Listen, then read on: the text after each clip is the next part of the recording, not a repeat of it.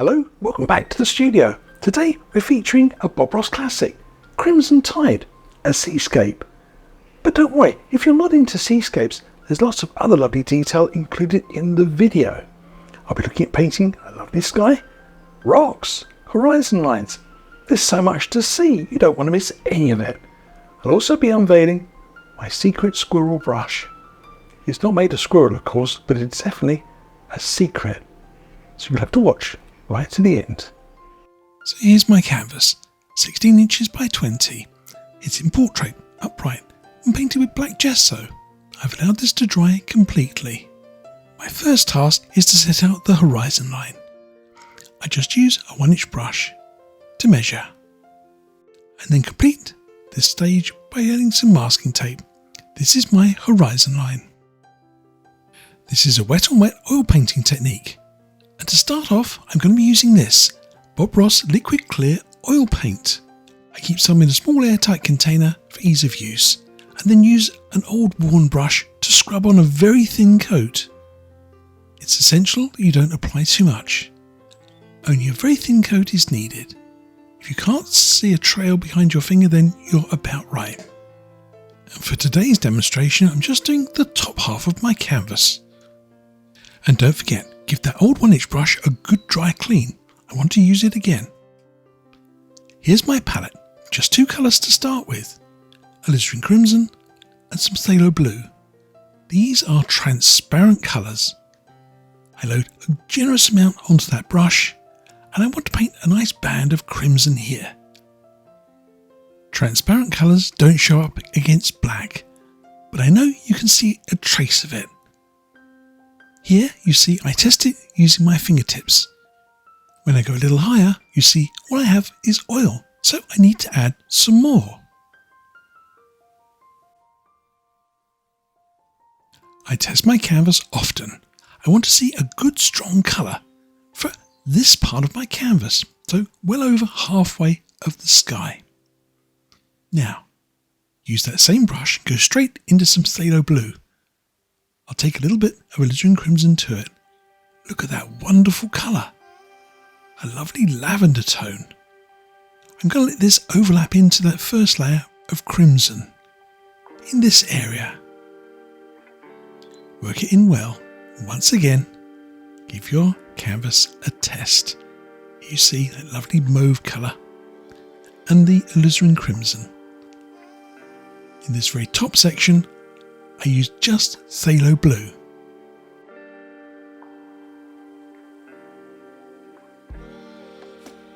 These were the colours Bob used in his painting, but now I'm going to add an extra colour, some black. I want to darken the very top of my canvas and sort of create almost an arch. If I can do that, I concentrate your eyes into the centre of the canvas. It's a neat trick and one you should use on your paintings. In Bob's original painting he used this, a half round brush, but a fresh soft nice 1-inch brush with long soft bristles would work just as well. As I have both available, I think I'll use the half round brush, of course. Here's another little change. I always change the colour of the white. That's it. I tint it with a little bit of yellow ochre, a colour nicknamed Seascape White, for a warmer looking sky. I want to offset the bright spot to the right slightly. I don't want things too central. Here you see I just used the corner of that half round brush and just swirl in some colour.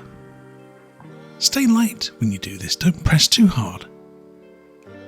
And also don't go too bright too soon. You'll see why later on. I'm picking up colour all the time, so I don't want to go back to the centre. I'll blend out and pick up all those lovely background sky colours. Here you see I've just started to go into that lavender.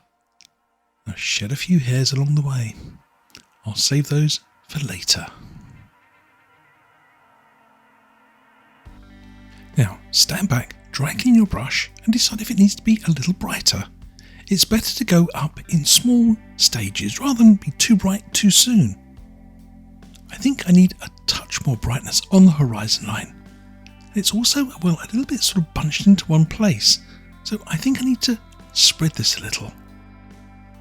Once again, doing it in small stages, standing back will give you a better chance of balancing your painting. I think I also need to do some underlit clouds at this stage. I'll add a little bit more paint to the corner of my brush and just see if I can just tickle these edges. Once again, very gentle here. I just want to apply a little bit of brightness using just a few hairs on the corner of that round brush. I know, that sounds like a contradiction, but it's an oval shaped brush and it does have a sort of a corner. If you tip it at the right angle, you can get these lovely, lovely bright edges.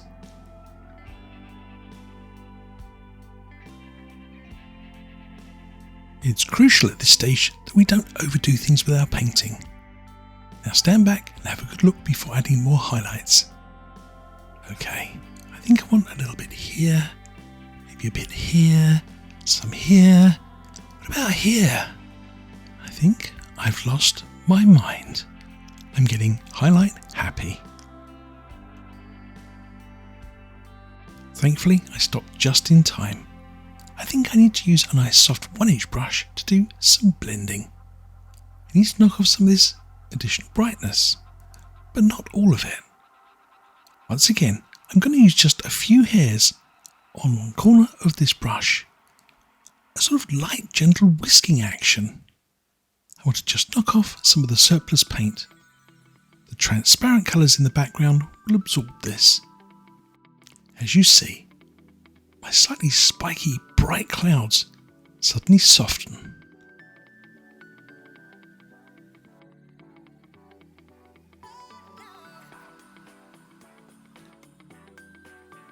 Now, for some lovely upward strokes. And yes, I dry clean my brush very well before this stage. This is the final step in my sky. If I do any more, well, I'm likely to overdo it. And I kept my nice dark corners. Here's before and after the softening process. So here's my painting so far, and I think for the time being I'm pleased with my background sky, pleased enough to leave it alone. You'll also notice that I didn't do as Bob did and started putting colour down here under the horizon line, and there's a reason for that. I want to elevate my painting to another level. I love Bob's original scene with his big crashing wave, but I want to do something else with it. I want to try and give a little bit more atmosphere to my painting. I've left this open because I want to do a bit of sketching. If you know me, and you should by now if you've seen a few videos, you know I like to plan ahead a little bit. So that's what I'm going to do next. I'm going to show you how I can plan the next stages of my painting. A few nice, neat little simple techniques. But let's not move too quickly on that. I think it's time for a field trip. A trip to the beach. It's time to grab a coffee and head to the beach.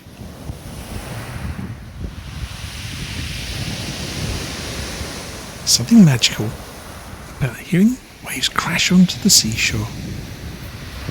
Watching all of those lovely little details that you're going to capture in your own seascape. As the sun goes down, take care. Watch out for those rogue waves. They're everywhere.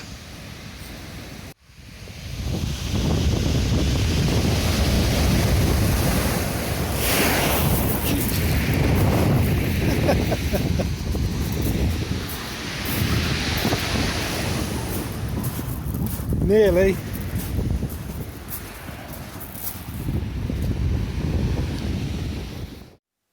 Once you're happy with your sky, remove the masking tape. There's a little bit of overspill here, but don't worry. We'll pick that up when we start working on the next stages. Here are some reference photographs. These ones taken down at Durdle Door. These other two from Pixabay. I'll put them all on my Pixabay account and drop some links in the description. Here you see I've done a very simple sketch. I like to plan my paintings, as you know. I also want to think about this. It's a light trail. From the sunshine in the background through to the foreground through this lovely wave. You see, at this stage, just a simple drawing can really help the process of mapping out your painting. But I need to get this onto my canvas. I could use just a white pencil. It's easy enough to fix as well. I just use a baby wipe, give it a quick rub. But of course, this tends to take off the black gesso or acrylic as well. So here's another top tip. Use a tiny drop of odourless thinners and a little bit of the grubby white paint from the sky. Make sure the paint is thin like ink. We're going to do some sketching. I've got my little drawing here and I'm going to just roughly map out where I think these rocks and stones need to be. The thinned paint dries very quickly. I know, they don't look like rocks just yet, but this is a lovely way of doing a little bit of sketching and drawing. And of course, if you want to change things, you just pick up a baby wipe and simply wipe off the area that you want to repaint. There, it doesn't remove much gesso either. Take your time with this process. And I know they do look a little bit like icebergs, but there we go. I couldn't quite get Kate Winslet to join me today. And of course, let's not forget the light trail from the background to the foreground. I'll add a little bright spot of light here to the top of the eye of my wave. Once again, this is a lovely process of mapping out. What's better is you can wipe this off even if it's dry. But this needs to be left to sit. I need to give this a good half an hour, 40 minutes of drying time. Here we are in the magic. It's already dry. So let's get started with the Seascape. I've got a choice of brushes for this background. I could use a filbert brush, or I've got this old 1/2-inch bristle brush. I think I'll use this old flat brush. Use a tiny drop of liquid clear again. Scrub it in well. You'll notice that the rocks and stones that we applied don't rub off. But apply just a very thin coat once again. If you go over a rock, it doesn't really matter. I check my canvas a few times to make sure that it's not too wet. If it's too wet, it all gets a bit sort of slimy. Now let's look at our palette again. I'm going to go into black and some of the phthalo blue. I scrub it together. It makes sort of a nice sort of turquoisey colour. This is the reason why I didn't follow Bob's original instructions, where he put crimson in the sky and crimson in the water. I wanted a mixture of colours here. I made a bit of an oops there, didn't I? Just went over the horizon line. Doesn't matter, I'll fix that later. Here I've gone into a little bit of alizarin crimson. I'll scrub that in as well. As you see, I also go over some of the rocks. I actually want to tone them down a little bit. I don't really want them looking like icebergs at this stage. Once again, I do that little fingertip test to make sure I've got enough colour. If you don't have enough colour, the painting starts to look, well, grey and a bit sort of miserable looking. Here we are, dry brushing a little bit of paint onto those rocks.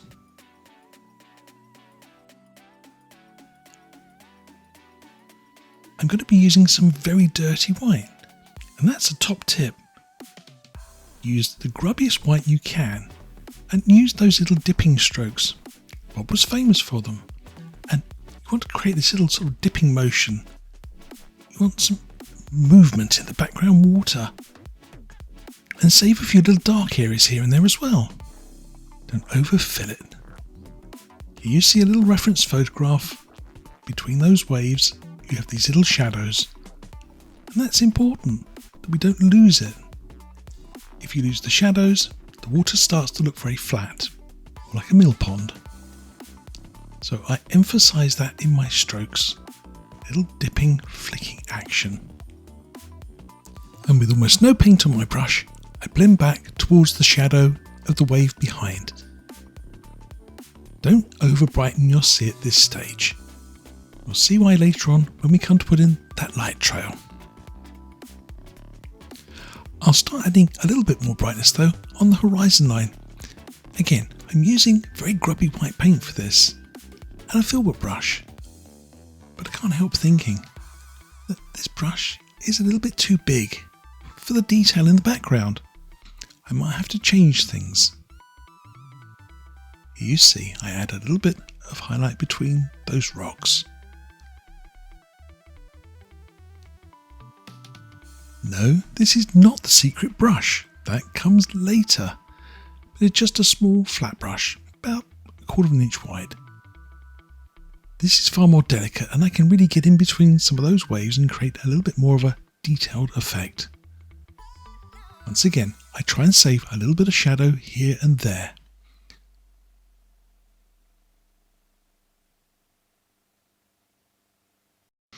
As I paint, I start inventing new little waves.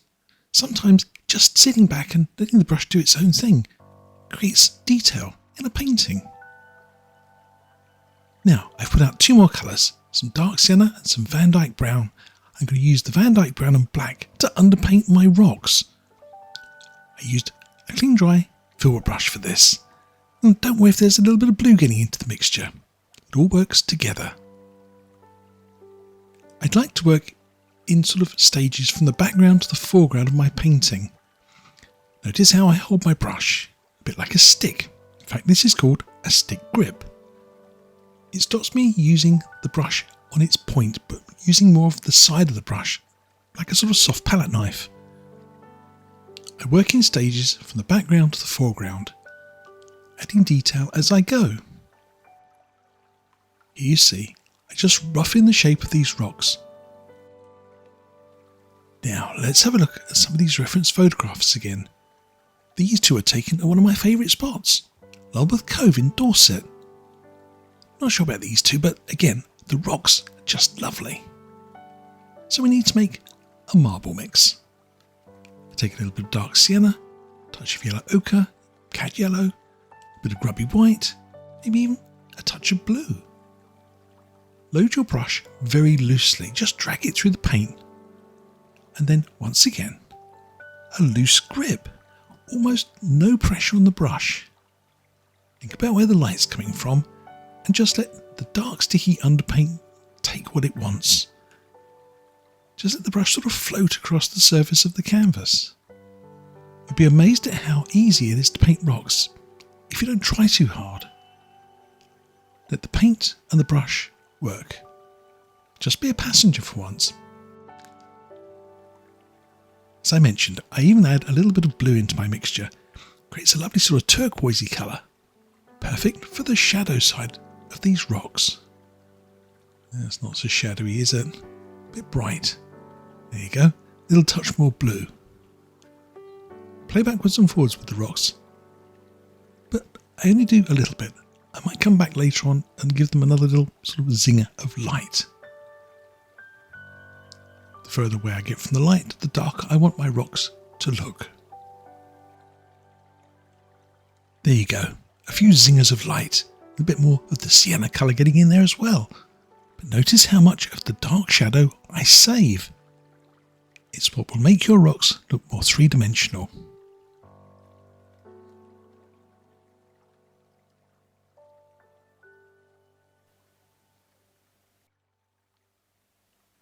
With my rocks in place, I can now think about how the sea would lap up against the base of them. You see, I work in a sort of a series of steps, quite logical really. Do some background, do a rock. Do some mid-ground water, do another rock. Doing your painting in stages like this means you won't paint yourself into a bit of a corner. I think I'll add just a few more zingers of light on the horizon line. Maybe a few little bright touches on these waves. Now for the bit you've been waiting for. Let's make those waves glow. Is this the time for the magic brush? No, this is still not the magic brush. This is just a little cotton bud. I take a touch of cad yellow and white to make a nice sort of limey green colour. And I'm going to use this to create that lovely glow in the eye of my wave. I just smudge it into the paint. If I need to brighten it a little more, I can do. I like to use a cotton bud for doing this because, well, it's nice and small and delicate. But it doesn't really stand out as much as I wanted it to. I think I need to use a filbert brush for this. So again, I add a little bit more cad yellow, a little bit more white, and I'm going to just smudge this into the painting. Bob used to call it smooshing. I think that's quite a good word. Let's smoosh it into this big wave here. Here you see that little turquoisey green colour coming through. You'd forgot about that, didn't you? Those colours are transparent. But don't overdo it. You know the old expression, mud in your eye? Well, you can certainly get a muddy painting if you're not careful. So I use my brush just at the top of the wave. Let's give it a dry clean and see if we can start sort of creating some shape and form. I'll put a couple of little reference photographs on screen for you. What I want to think about doing is getting that nice sort of curve. Here you see a lovely wave. And what I'm trying to do is get this area. It's sort of a shadow beneath the eye of the wave at the top. Use your brush and just drag down a little bit of that colour. Give it a little bit of a shake. We'll go back to doing this highlight area in a minute. This is one of the favourite stages of painting a wave, getting that lovely curve. Once again, having put the wave in position, I need to do some highlighting on a rock. So my painting has progressed to this stage. I've started to put the sea in and I've got these rocks in here and I'm pleased enough with it. But there is a glaring problem, and it's one I see a lot in my own seascapes from way back and something I see in other people's seascapes, but not just seascapes. This is a problem I see a lot. So can you see it? Because once I do point it out to you, you'll see it everywhere. Okay, time to reveal what I think is the problem. And it's this line. Do you find your eye being drawn to this line here because it's so harsh? This lovely pink crimson sky hard up against this blue area is the problem that I see in my painting. It's a painting of two halves. They don't relate to each other very well. This is a problem I see a lot sometimes in a painting which looks like it could be from two different pictures. Although you could probably show me 100 photographs where this would happen, we believe a photograph, but when we look at a painting, we need a little bit more sort of information. What I need to do is to try and get a little bit more of a handshake going on between the sky and the sea. I need to break down this hard line. We can do that in a number of different ways, either sharing some colour or painting through it, as I did here with these rocks. So those are our choices. What shall I do next? Thinking caps on, but sit tight and see what I can do with it. Time to make our painting look like one as opposed to two. I've gone back in to the horizon line with a little bit of a brighter colour here. See, I want to lose that distinctive dark line. By choosing a colour which closely resembles the background sky, I can break through. I can also add a little bit more light to some of the waves. Again, I'm using a slightly more sort of pinkish colour here. I'll blend this into the waves that I've already created. Once again, I hope you see now the reason why I didn't go too bright too soon with my seascape.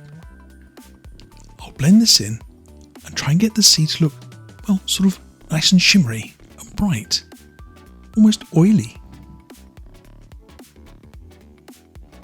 I've painted many hundreds of seascapes, and I learnt this process more by accident.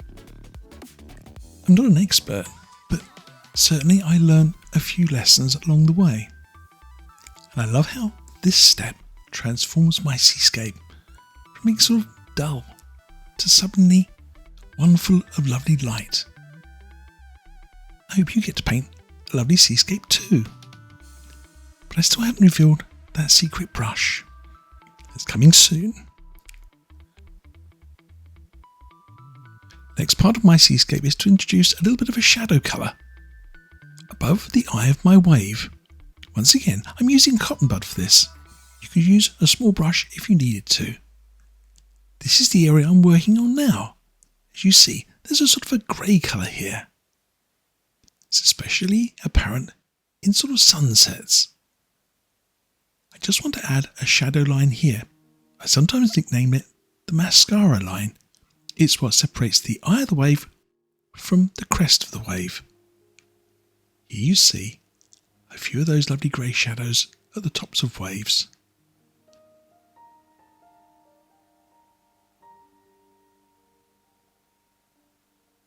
I think we're getting close to revealing the secret brush. But no, that's not it. That's just a little blending brush I'm going to use in a moment. No, this is the secret brush. Yes, just have a look at that. Cool. It was once one of these. When it was worn out, I just chopped the sides off and sort of made it into a sort of tapered point. It's old and gnarly, and it makes the best spray ever. If you haven't got one, you should make one. So let's get started with the foamy part. I used that small round brush I teased you with. I just want to start off the foamy process by just sort of twiddling in a little bit of brightness here. Something to work with. I blend this in to some of the shadow colour. I nickname the mascara line. If you enjoy my tutorials, don't forget to like and subscribe to the channel. Don't forget, ring that little bell icon. It means that every time I release a new video, you'll be the first to know about it. If you want to go further, you can even drop a tip in my coffee pot. It pays for some more paint. Thank you. Now, time for the secret brush. I've pulled down a slightly brighter colour here, still with a hint of cad yellow in it. And notice how carefully I load my brush. Just jamming it into some paint and just pressing it on the canvas. The brush is unruly and it sort of does its own thing. It makes the most natural looking splashes and crashes imaginable because the bristles, well, they sort of bend all over the place. It stops you getting too predictable with things. As I said, if you don't have one of these brushes yet, you should make one. Mine cost me nothing, and yet it's one of my favourite brushes for any kind of detail work on a seascape. Here you see, I've done a little more and I've sat back. With a bit more paint and a little bit more dabbing, suddenly the foam on the top of my wave looks almost photographic. I'll even add a little bit of splash and crash to the face of this rock. I let my colour run out occasionally, so I get a little bit more of a shadow colour in here. I even pick up a little bit of the brown tone.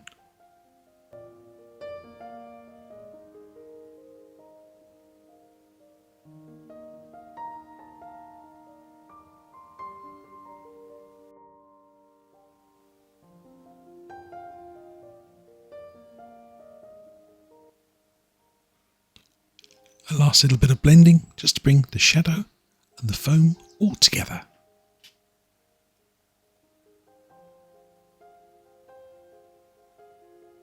Time to work on the foreground part of my wave.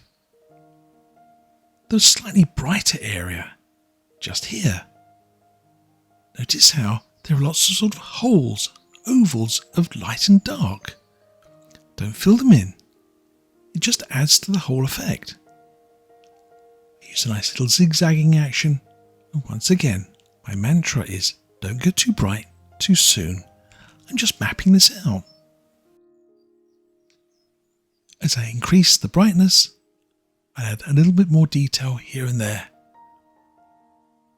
Try and make sure that you follow the line of the wave up to meet the foam coming down. And even add a little bit of splash and crash around the backs of these rocks.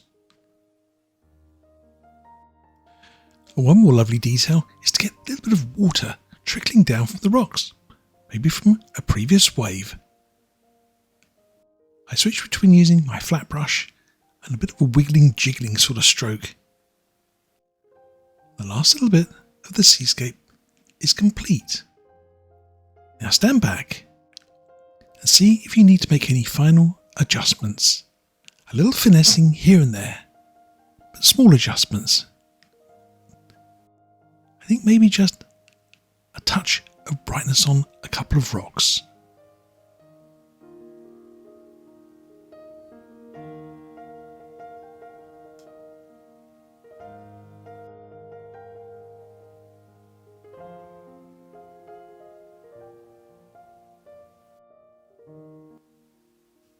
Time for a quick signature, and I think with that we have a finished seascape.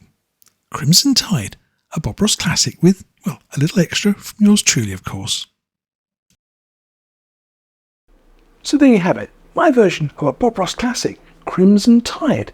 And if you've enjoyed watching this, there's some more lovely tutorials coming your way next. So, happy painting, people.